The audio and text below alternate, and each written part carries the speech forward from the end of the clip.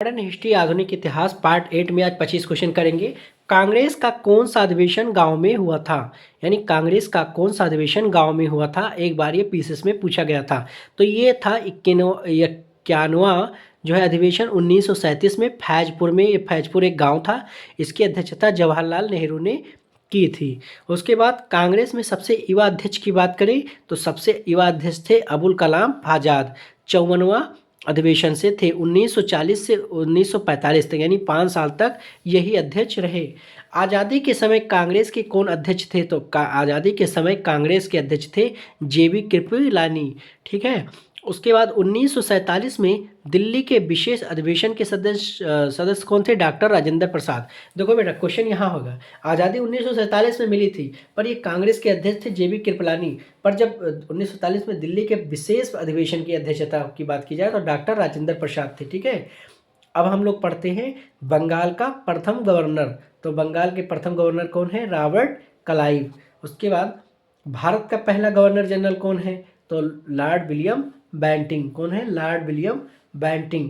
उसके बाद IAS, Indian administrative service, PCS, public service commission के लिए प्रतियोगी परीक्षा किस चार्ट एक्ट में आई थी? तो आईएएस पीसीएस यानी जो सिविल परीक्षा है, इसके लिए प्रतियोगी परीक्षा जो है जो किस चार्टर में आई थी? तो 1853 के चार्टर्ड एक्ट में आई थी। ठीक है, ये क्वेश्चन पूछा गया है। उसके बाद भारत का प्रथम वायसराय कौन था? यानी भारत का प्रथम वायसराय कौन था? तो वो कौन थे? Lord Canning. देखो बेटा, इसमें 3 बातें हैं। सबसे पहले जो थे बंगाल के गवर्नर, फिर आते हैं बंगाल के गवर्नर, फिर जनरल जोड़ दिया जाता है तो हो जाते हैं बंगाल के गवर्नर जनरल। यानी बंगाल से 2 शब्द याद करेंगे, बंगाल के गवर्नर, बंगाल के गवर्नर जनरल। तो बंगाल के जो गवर्नर थे वो थे रॉबर्ट क्लाइव। ठीक है।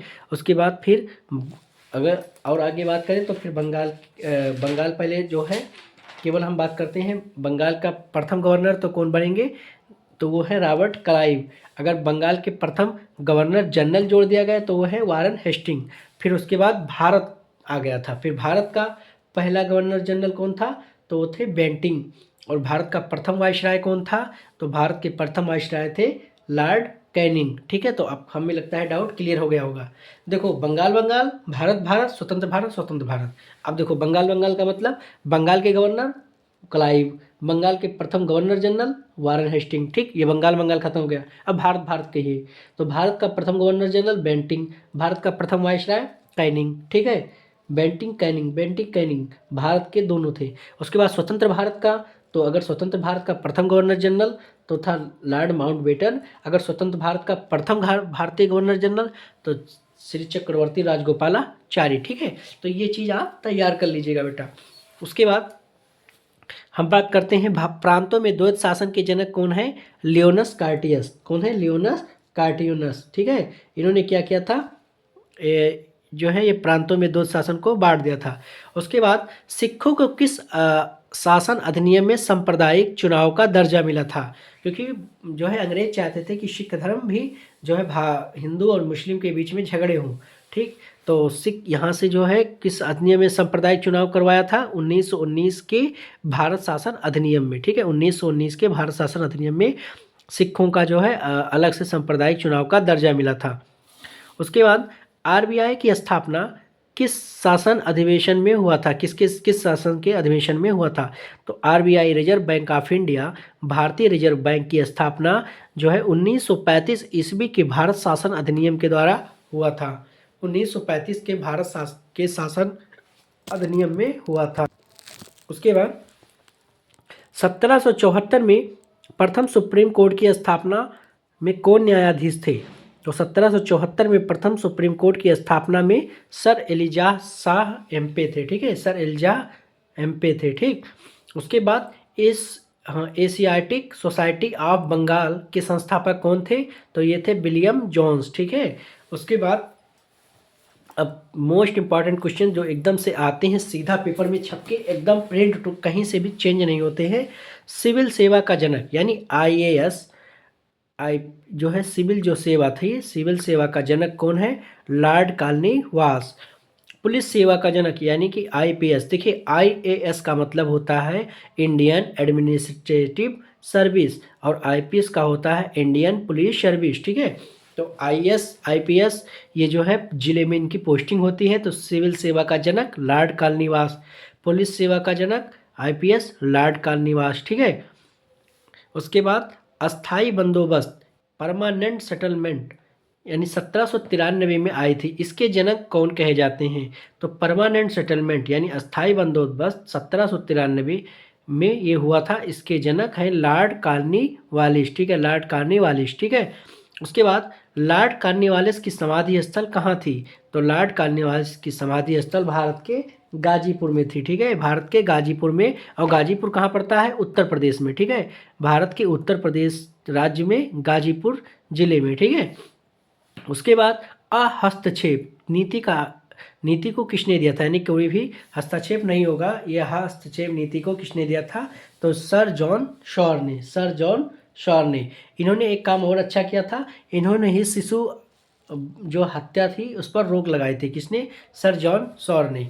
उसके बाद शिशु हत्या पर रोक किसने लगाई? देखिए मैं प्रश्न नहीं कह रहा था, आ ही गया। शिशु हत्या पर रोक किसने लगाई थी? तो ये सर जॉन शॉर ने। ठीक है, उसके बाद सहायक संधि का जन्मदाता कौन है? देखो बेटा यहाँ क्वेश्चन में गलती कर जाते हैं बच्चे, वो कहते हैं जहाँ सहायक संधि सोचे तुरंत क्या लगा देते हैं, जैसे सहायक संधि देखे तुरंत बेलेजली, तुरंत बेलेजली, पर बेलेजली तुरंत मत लगाओ। यहाँ इसके जन्मदाता पूछा गया, ये सहायक संधि कहाँ से आई थी? तो ये फ्रांस से आई थी। ये किसने लगाया था? डुप्ले, यानी डुप्ले ने, फ्रांस के थे, उन्होंने ये लगाया था। ठीक है, सहायक संधि।